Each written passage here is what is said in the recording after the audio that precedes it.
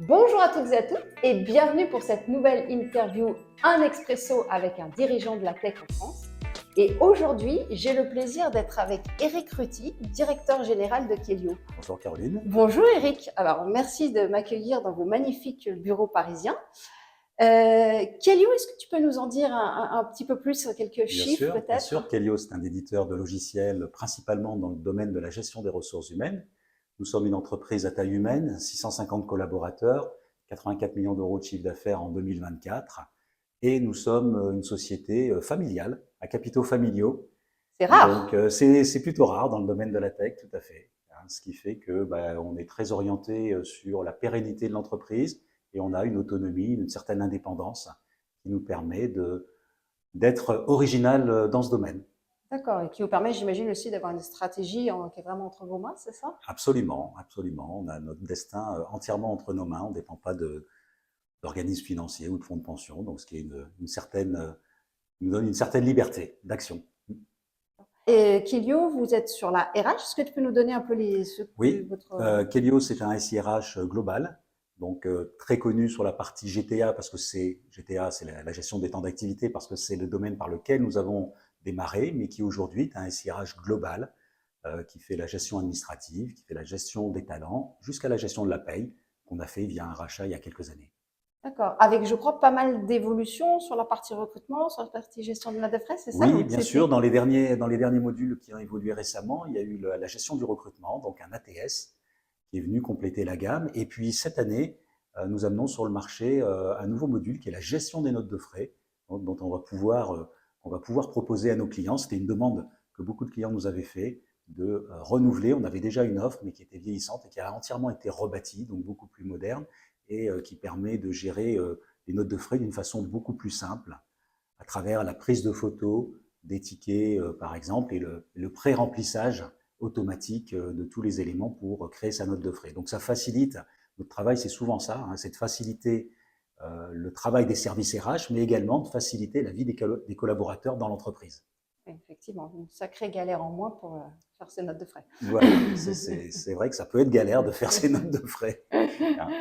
Ok, et il y a aujourd'hui, combien de personnes utilisent à peu près vos Alors, il y solutions? a plus de 5 millions de personnes qui utilisent chaque jour la solution Kelio en France et à l'international, puisqu'en fait, on a là aussi la particularité d'être très axé sur l'international à travers 6 filiales en Europe et 50 distributeurs ailleurs dans le monde, donc qui sont positionnés sur l'Europe, l'Afrique et le Moyen-Orient. D'accord, donc vous êtes une worldwide company. Alors, à notre échelle, Mhm. disons qu'on n'est pas worldwide, mais en tout cas international, tout à fait. D'accord, ok. Alors, le Business Up Academy, on est très présent et on forme des managers et des commerciaux dans la tech, à l'excellence Mhm. commerciale et au leadership. Toi, qu'est-ce que tu vois comme différence depuis le confinement sur les approches commerciales? Moi, je vois deux grandes différences ces dernières années. La première, c'est que le vendeur de copieurs et toutes les techniques agressives de vente, etc., c'est définitivement terminé. Hein. Aujourd'hui, on a vraiment besoin d'avoir des commerciaux qui ont une approche conseil, donc qui ont les compétences, bien sûr, métiers liées à leur domaine, donc pour nous, la partie RH, mais qui sont vraiment dans une co-construction avec les clients, une approche conseil, une approche partenariat. Ça, c'est vraiment indispensable. On vend du logiciel, mais le logiciel, c'est pas un produit. Le logiciel, c'est un service que les clients vont utiliser pendant des années et c'est un produit vivant parce qu'il va évoluer tout au long des années. Donc, encore plus important dans notre domaine. Puis la deuxième évolution que je vois ces dernières années, c'est dans le parcours d'information du client. Les clients sont beaucoup plus informés avant qu'on les rencontre, avant que les équipes commerciales les rencontrent que dans le passé. Ils se renseignent par Internet, ils se renseignent via leur réseau professionnel, etc. Et donc, pour les commerciaux, ça veut dire qu'il y a aussi moins de leads qui leur viennent, qui sont directement exploitables par eux. Donc, ça veut dire que pour les commerciaux, ils doivent obligatoirement aujourd'hui travailler des phases de maturation dans leurs relations commerciales, animer leurs relations commerciales sur du plus long terme encore. Alors déjà, nos ventes, elles se font souvent sur des cycles de vente assez longs, mais là, en amont, avant même d'avoir un projet, le commercial doit être beaucoup plus en capacité de faire grandir la relation jusqu'au moment où il y aura un projet. Donc D'accord. pour moi, c'est vraiment deux évolutions très importantes. Effectivement. Et d'ailleurs, ça nécessite aussi que le commercial travaille davantage en lien avec les services communication. Ça aussi, c'est très important. Ce lien, ce travail en commun, en partenariat avec le service communication. Tu veux dire service communication de l'entreprise, oui. qui est en charge, lui, principalement, de générer les leads. Oui, donc pas de silo, en fait, chez Kelio. Vous faites travailler vraiment en équipe. Oui, absolument. D'accord. Alors, ça m'amène à une autre question. C'est en partie justement leadership. Toi, en tant que leader, qu'est-ce que tu vois comme évolution, et peut-être des leaders qui t'entourent, qu'est-ce que tu vois comme évolution dans les approches de leadership? Alors, je ne sais pas si c'est vraiment une évolution, mais pour moi, le leadership, forcément, il faut qu'il y ait une proximité avec les équipes.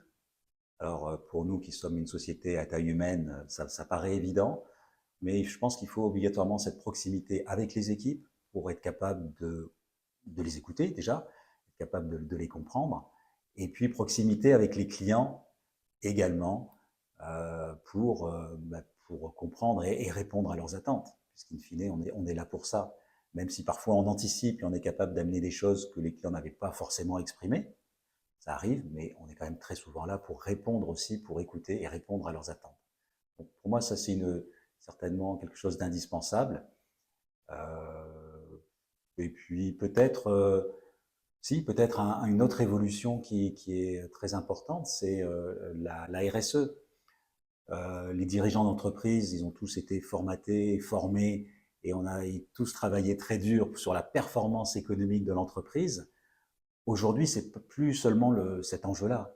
Et les dirigeants d'entreprise doivent obligatoirement travailler sur d'autres enjeux de la RSE, c'est-à-dire l'axe social et l'axe environnemental.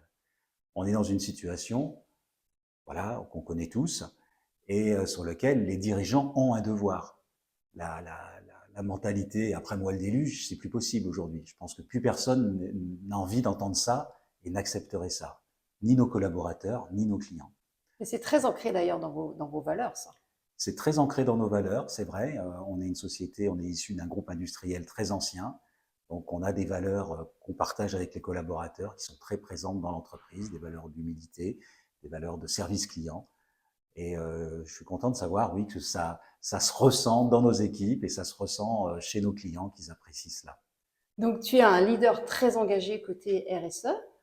Concrètement, quelles actions tu as menées chez Kelio pour pouvoir mettre ça en place et incarner cette RSE? Alors, sur le côté social, on a beaucoup travaillé et on continue à beaucoup travailler sur le bien-être au travail des collaborateurs. Parce que c'est quelque chose évidemment d'essentiel, d'avoir des collaborateurs qui sont engagés et qui aiment leur entreprise.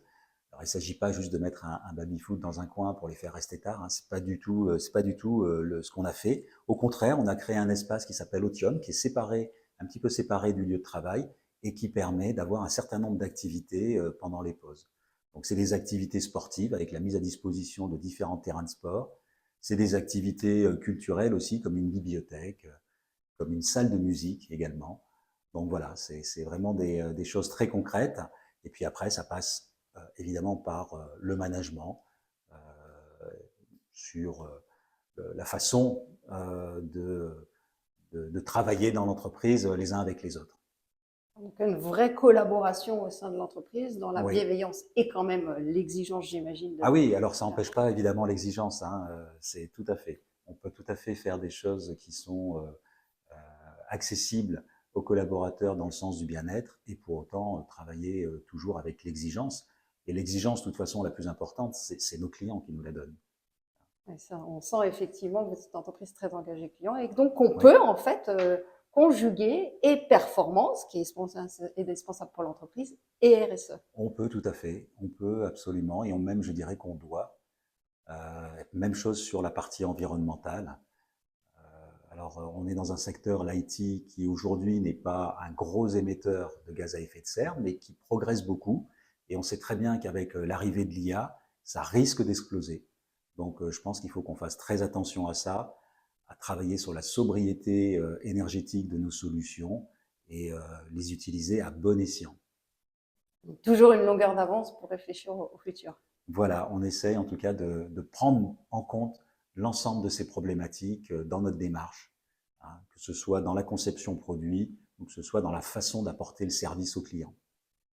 Très bien. Bah, merci beaucoup, Eric, Merci Caroline. pour cette interview. À toutes et à tous, j'espère que vous avez aimé cette interview Un Expresso avec un dirigeant de la tech en France. Si vous avez des questions à poser à Eric Ruti, ben, n'hésitez pas à les mettre en commentaire. Je crois en plus que Kelio est en recrutement Absolument, du fait de absolument. sa croissance. Donc n'hésitez pas également à postuler sur le site de Kelio. Kelio.com. Kelio.com. Et si vous avez aimé cette vidéo, bien sûr, n'hésitez pas à liker, à commenter et à faire suivre. Et je vous dis à toutes et à tous bientôt pour une prochaine interview, Un Expresso avec un ou une dirigeante de la tech en France.